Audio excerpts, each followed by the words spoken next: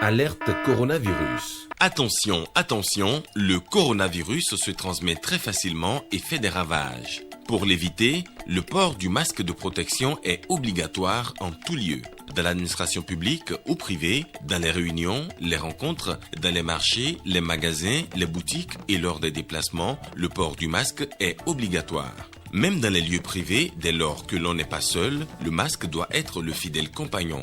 Mais attention, le port de masque de protection ne dispense nullement d'appliquer les autres mesures de prévention, notamment le lavage des mains à l'eau et au savon et l'observance de la distance de sécurité sanitaire d'au moins 1 mètre entre personnes.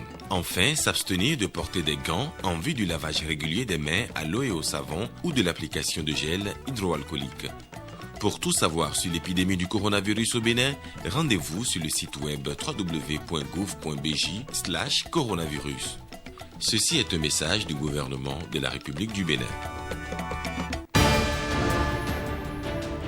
Les conseillers communaux et autres cadres du parti Union progressiste du Plateau étaient réunis ce week-end à Ifani. C'était dans le cadre d'un séminaire de formation supervisé par Louis Lavonou et Antoine Iti-Kolaolé. Par ces temps de fête, comment les usagers de nos marchés procèdent-ils dans le choix de leurs produits pour éviter d'être pris en défaut sur la qualité? Awa Chérif et Évariste Zomaon nous apportent des éléments de réponse dans cette édition. Et puis à l'étranger, les Nigériens étaient aux urnes ce dimanche dans le cadre de l'élection présidentielle. Nous reviendrons dans cette édition sur le taux de participation de ce scrutin.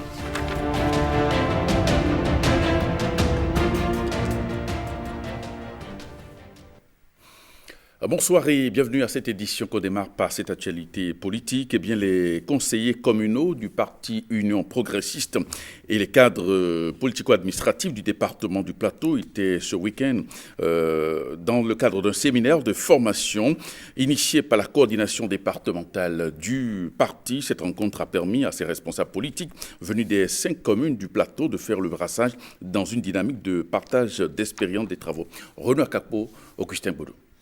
Kokou-Molou, un des 6 arrondissements de la commune d'Ifani dans le Plateau, a été le point de ralliement de ces élus communaux et cadres politico-administratifs, tous membres du parti l'Union progressiste. À l'appel de la coordination départementale du parti, ils ont massivement répondu présents. Ces élus sont venus des 5 communes du Plateau pour sceller le temps de conclave, le pacte de l'Union, dans une synergie d'action. Nous avons besoin de nous parler. Nous avons besoin de nous ouvrir. L'esprit de l'Union progressiste, c'est de travailler de manière démocratique. C'est de travailler de manière inclusive. Ainsi donc, aujourd'hui, il ne doit pas y avoir de sujet tabou. Mais à quoi servirait-il que le président Patrice Talon et son gouvernement concentrent tous ces efforts si vous qui gérez nos communes, vous ne faites pas ce qu'il faut pour que ces efforts se traduisent à la base. Et nous sommes ici aujourd'hui pour nous assurer que les efforts que fait le gouvernement seront traduits effectivement à la base. Cette rencontre vise à outiller les participants pour l'instauration d'une gestion participative efficace des conseils communaux. Il est question d'incarner une union politique et surtout de mutualiser les bonnes pratiques dans l'ensemble des communes. Les conseillers communaux élus pour la 4e mandature et les cadres invités ici présents continuent de se poser la question de savoir à quel sein ils sont voués, surtout pour un mandat qui doit durer 6 ans. Mais le numéro 1 de la nation n'a pas ignoré les difficultés et c'est pour cela qu'il vous a déjà rencontré un certain nombre de fois. C'est dire combien de fois le chef de l'État, conscient des difficultés qui sont les vôtres, essaie d'anticiper sur tout ce qui peut être confus en votre sein. Au lendemain de l'élection communale de mai 2020, l'Union progressiste s'est révélée le plus grand parti politique au Bénin pour avoir engrangé plus de sièges d'élus communaux et de maires. Dans le département du Plateau, le parti a confirmé sa suprématie avec 62 conseillers communaux et 4 maires installés dans les hôtels de ville de Kétou, Sakete, Adjawere et Ifani. Mais depuis cette consultation électorale, aucune initiative n'a conduit à la réunion des 10 conseillers pourtant élus sur la même liste. Cette initiative vient ainsi à point nommé pour renforcer l'emprise du parti dans la perspective de la présidentielle de 2021. Vous savez que nous sommes à l'approche, dans 3 mois aujourd'hui, d'élections qui vont déterminer l'avenir du Bénin. Quel est le rôle, quelle est la part que vous voulez prendre dans ce combat? Donc cette question d'organisation de l'Union progressiste, pour que l'Union progressiste triomphe au niveau du département, vous allez l'aborder également. Au détour des échanges très animés qui ont meublé cette rencontre, les participants ont notamment débattu de 3 sujets, à savoir l'état de l'UP dans les 5 communes du plateau, l'orientation politique et les stratégies et pratiques d'une bonne gestion du conseil communal. À l'issue de cette discussion jugée très fructueuse, certaines recommandations ont été formulées. À l'issue de fructueux et sincères échanges, les participants ont décidé de promouvoir et surtout de respecter dans leurs communes respectives les valeurs du progressisme. Accepter de partager et de respecter les valeurs de discipline de groupe en vue de réaliser la légitime vision de l'Union progressiste dans le département. Retenu de mutualiser les stratégies et bonnes pratiques relatives à la gestion de leurs communes respectives en vue d'impacter le quotidien des populations. Enfin, mandater les principaux leaders UP du département à connaître expressément les différents problèmes spécifiques à chaque commune et y apporter des solutions adéquates. Pour tous les participants, cette rencontre de brassage et de partage d'expériences est une première dans le plateau, une première qu'il importe de rééditer. Nous avons renforcé nos connaissances aujourd'hui, qu'il y ait d'autres rencontres comme ça, afin que notre mandat soit un mandat bien réussi. Je voudrais remercier ceux qui ont eu l'initiative de cette journée. Et vous voyez dans quelle liesse nous sommes en train de terminer nos travaux maintenant. Cette rencontre est un prélude à des rassemblements politiques de grande envergure pour consolider l'ancrage du parti. Elle s'est d'ailleurs refermée sur des déclarations d'adhésion formulées par des mouvements de jeunes leaders très actifs dans les milieux associatifs du département du Plateau. On reste sur le terrain politique avec cette délégation du bloc républicain qui a rendu visite aux autorités traditionnelles et religieuses de Parakou en marge d'une activité de la jeunesse du parti. Eh bien, le roi de Parakou et l'imam central ont formulé leur bénédiction aux membres de la délégation et félicité le gouvernement pour les nombreuses actions sociales en cours dans le pays. Alexis Assogba, Ablaye Moumouni pour le compte-rendu. Une délégation au plus haut niveau du bloc républicain au palais royal de Parakou. Sa Majesté Apaki Gobi Nyesse, face à ses hôtes, évoque les nombreuses réalisations sociales du gouvernement dans les domaines de l'aménagement urbain, la construction des routes, l'électricité et l'eau potable pour la sécurité et le bien-être des populations. Il renouvelle sa bénédiction aux parlementaires du bloc républicain et aux membres du gouvernement du président Patrice Talon en leur souhaitant une longévité pour la poursuite de leur mission. Le bureau exécutif du bloc républicain apprécie la clairvoyance de l'autorité traditionnelle. Pour les responsables du parti, l'amélioration des conditions de vie des populations reste la priorité. J'ai été très heureux qu'à l'occasion de cette visite protocolaire, Sa Majesté ait lui-même souligné les progrès apportés par le gouvernement du président Talon à notre pays et bien sûr et surtout à la ville de Parakou en matière d'accès à l'eau potable, en matière d'accès à l'électricité, en matière d'aménagement urbain avec les routes et les voies que vous voyez et bien sûr dans d'autres activités sociales comme les cantines scolaires que vous connaissez. J'ai tenu à dire que c'est cela le plus important pour nous et c'est de cela que nous voulons surtout parler, nous, avec les populations. Ces progrès et comment nous allons consolider ces progrès-là. Comment faire en sorte que chaque jour qui passe, chaque jour qu'un Béninois, une Béninoise se réveille, ils disent « ça va mieux dans ce pays et ça ira encore mieux demain ». Je tiens à le dire parce que ça vient de Sa Majesté lui-même et j'ai ensuite apprécié les prières qu'il a faites pour le Bénin, pour le président de la République et pour la délégation qui est venue lui rendre visite. Seconde étape de cette visite, le domicile de l'imam central de Parakou. Son éminence Youssouf Ouakaïa prie également pour le rayonnement national du parti et la fortification de l'équipe gouvernementale.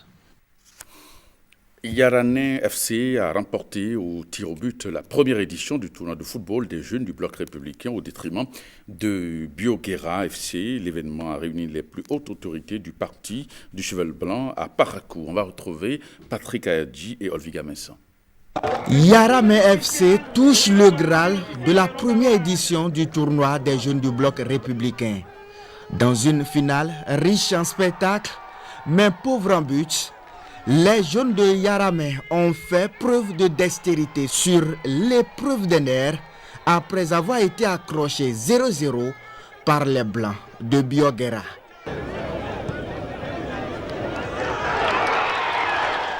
Moubarak Gounou, l'artificier de Real Sport de Parakou, natif de Yaramé, a montré la voie à suivre à ses partenaires.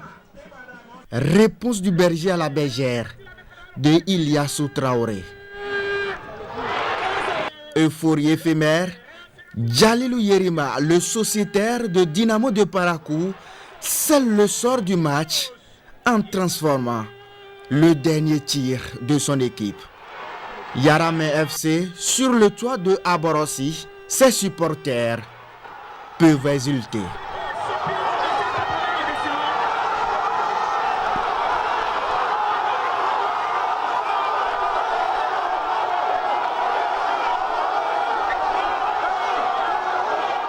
Je suis heureux parce qu'on a remporté la course. C'était préparé à l'avance parce qu'on savait qu'au moins s'il n'y a pas un but de but dans le jeu, il y aura de tout le but. Non, on s'est préparé et ça s'est réalisé. Nous remercions encore Laurent Badamasi, le président Abdel Bio. Organisé par les jeunes du bloc républicain, le tournoi a connu la présence des figures de proue du Cheval Blanc. Elles sont venues communier avec une jeunesse engagée. C'est une belle initiative de cette jeunesse du BR de Parakou et elle vise à mobiliser cette jeunesse et au-delà tous ceux qui dans le bloc républicain croient en la jeunesse. Vous savez que le bloc républicain c'est le parti de la jeunesse, c'est le parti des femmes et toutes les actions qui peuvent réunir cette jeunesse-là sont encouragées. Je veux souligner que vous avez une bonne délégation et une grande délégation du bloc républicain avec des membres du bureau des équipes nationales, avec les responsables de l'organisation des femmes, avec des responsables de l'organisation des jeunes. C'est une excellente représentation. Non seulement le sport draine un monde fou, mais le sport réconcilie la jeunesse béninoise. Le sport les met au même niveau d'information et le sport, ce qui nous unit dépasse ce qui nous divise.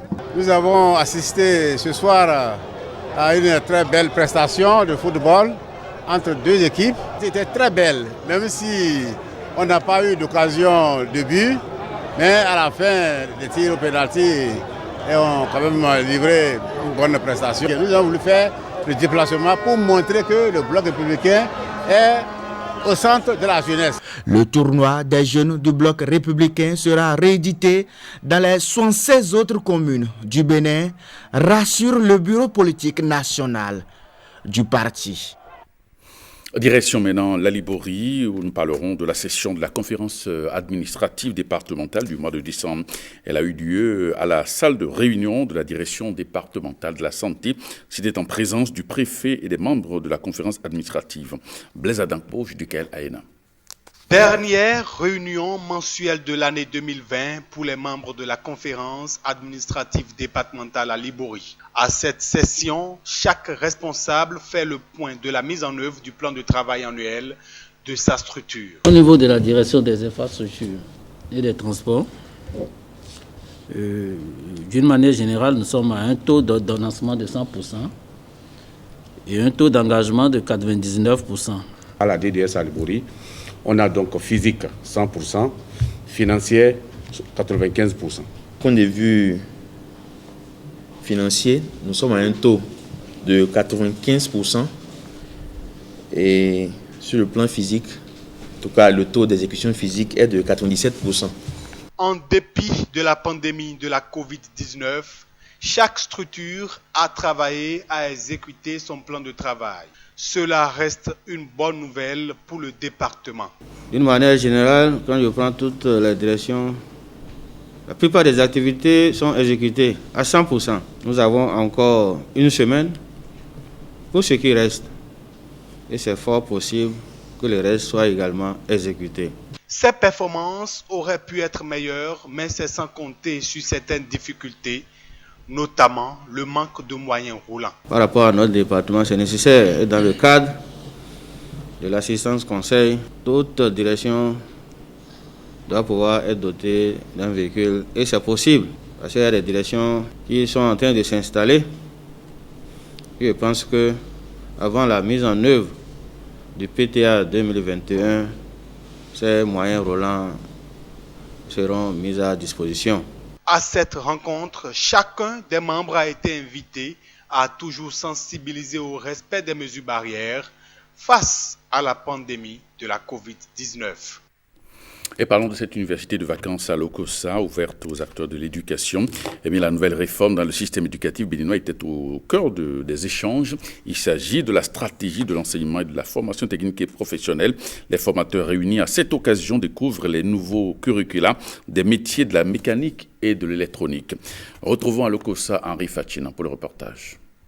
La stratégie de l'enseignement de la formation technique et professionnelle, le FTP, est une réforme majeure du système éducatif béninois. Elle vise à renverser la tendance de 3 sur 10 apprenants formés actuellement au métier pour 7 sur 10 apprenants à l'avenir. Cette volonté du président Patrice Talon est traduite dans les faits par la stratégie de l'EFTP.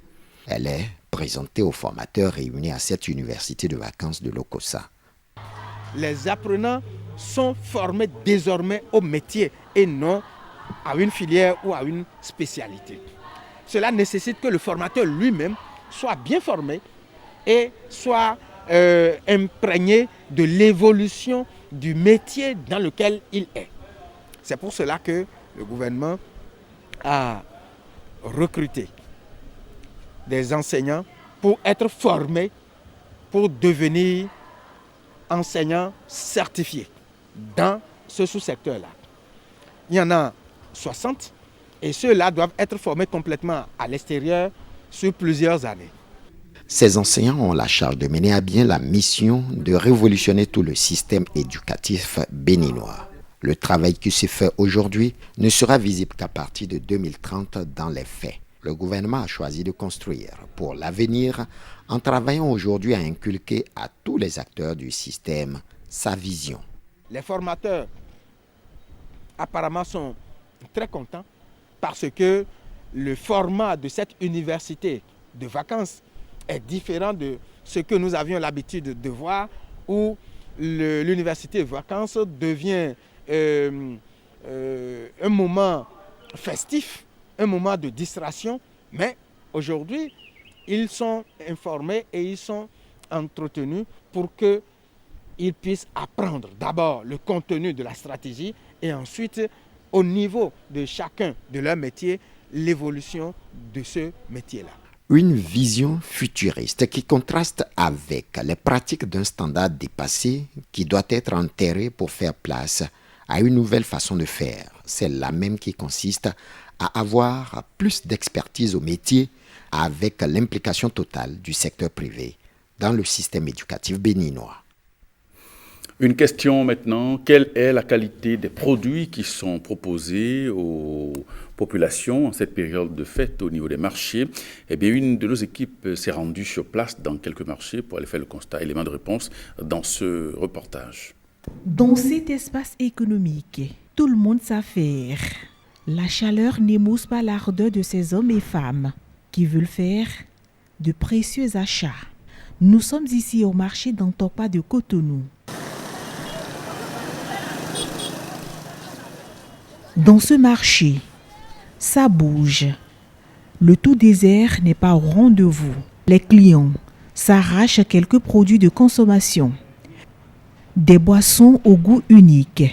Mais derrière ces délices se cachent des secrets. Bon, avant de payer un produit, je regarde la date d'expiration. Je vérifie bien le produit et je vois aussi la qualité du produit. Il y a des produits, le produit n'est pas encore expiré, mais si vous voyez, on sent déjà que le produit est gâté. Roger est précautionneux dans l'achat de ses produits. Il invite donc tout le monde à faire pareil. On dit que la santé n'a pas de prix. Bon, ce n'est pas parce qu'on n'a pas d'argent qu'il faut prendre des produits moins chers et en désordre. Donc il faut veiller à l'efficacité, il faut veiller à la surveillance de ça, vérifier correctement les produits avant d'en prendre. Sinon, la santé compte beaucoup dans la vie humaine, la santé compte. Ça là, c'est la première des choses. Sinon on va tuer les gens. C'est la première des choses de regarder les dates de péremption pour qu'elles puissent faire leurs achats. Et surtout en cette période de fin d'année, la vigilance dans l'achat des produits est de mise.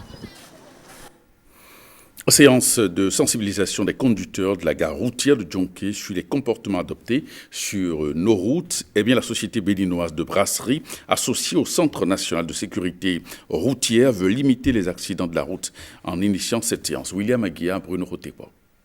C'est à la gare routière de Djonké que la société béninoise de brasserie du Bénin commence son périple de sensibilisation. La Sobebra qui troque son manteau de fabricant de boissons contre celui d'éducateur routier. Elle renseigne les usagers du parc sur les bons comportements routiers.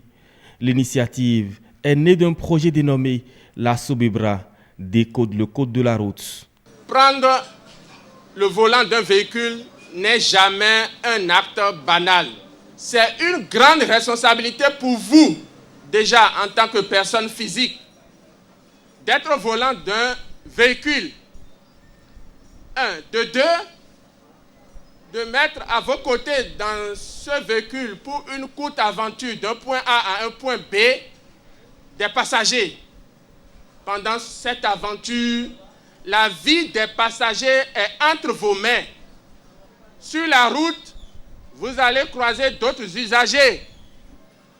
Votre responsabilité s'accroît davantage parce que vous devez respecter le code de la route et faire en sorte que la route se partage de façon responsable et avec la plus grande prudence. D'une oreille attentive, responsables de la gare routière, conducteurs et usagers suivent un chapitre au cœur des habitudes routières, la surcharge. La surcharge, comme effet sur le véhicule, ça abîme d'abord le véhicule, ça empêche votre véhicule d'être aussi puissant parce qu'on pense que voilà, le véhicule, je l'ai acheté il n'y a pas longtemps, ça a la puissance nécessaire, donc je peux charger tout ce que je trouve comme bagage sans vérifier même la force, même la résistance de son véhicule. On porte tout sur le véhicule, ce qui peut endommager votre véhicule.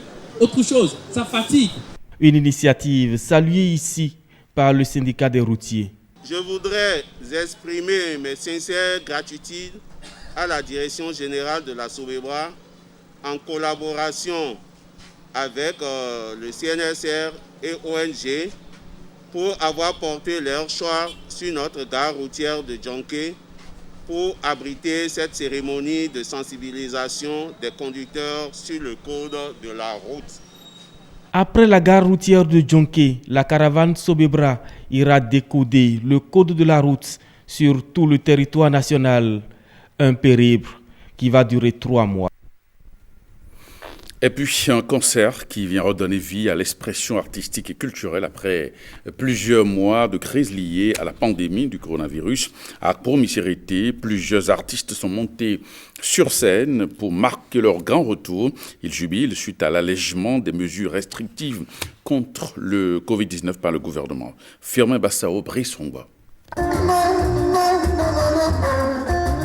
Un concert avec 3 orchestres et plus d'une vingtaine de chanteurs. Le ton vient ainsi d'être donné à Misérité par le ministère de la Culture et des Arts pour inciter les artistes à un retour sur scène. Les initiateurs du concert sont allés puiser loin parmi les plus anciens orchestres, le mythique orchestre Polyrythmo.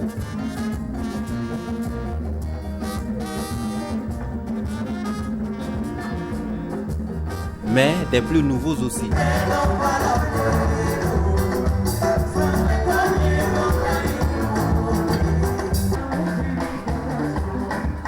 La joie au sein de la famille musicale béninoise est bien perceptible.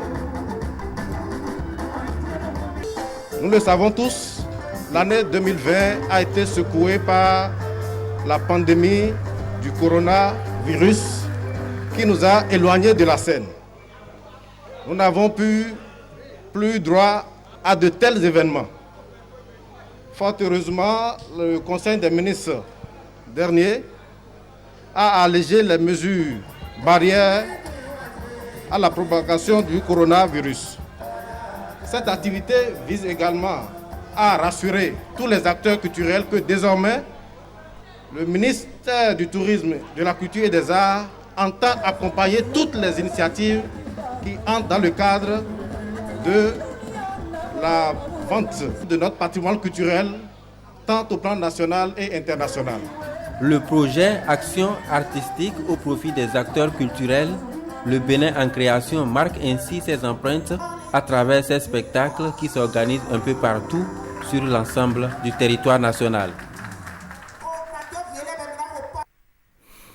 Et puis, à l'étranger maintenant, élection présidentielle au Niger, plusieurs électeurs sont allés accomplir leur devoir ce dimanche. Et puis, une trentaine de candidats sont en lice pour ces élections.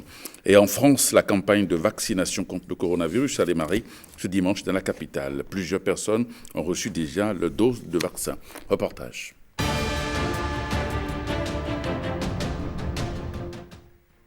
Les Nigériens ont commencé à voter ce dimanche pour la présidentielle.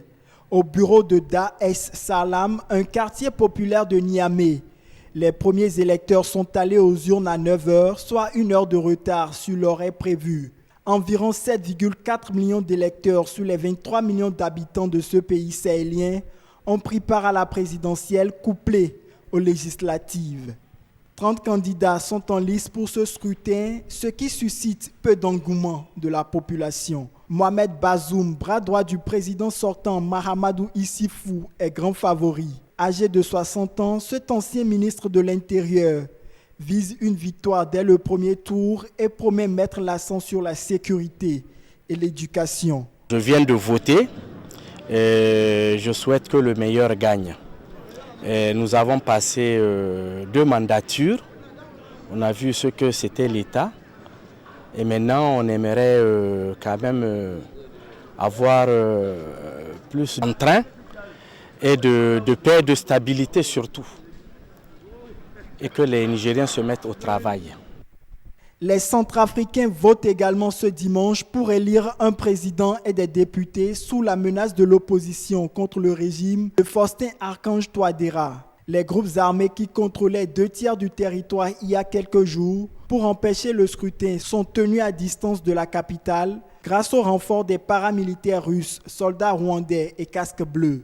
La plupart des bureaux de vote sont ouverts avec 50 minutes de retard. Le matériel de vote n'était pas arrivé à temps. La capitale est calme, mais de très nombreux casques bleus, soldats centrafricains et rwandais, patrouillent dans tous les quartiers et ont installé des blindés blancs surmontés de mitrailleuses devant les lieux de vote, comme dans ce lycée situé à l'est de Bangui. Une trentaine d'électeurs patientent devant l'établissement. C'est très important pour moi d'être là en tant que citoyenne. Je pense que ce vote va changer notre pays, quel que soit le président, affirme Hortense, une jeune enseignante.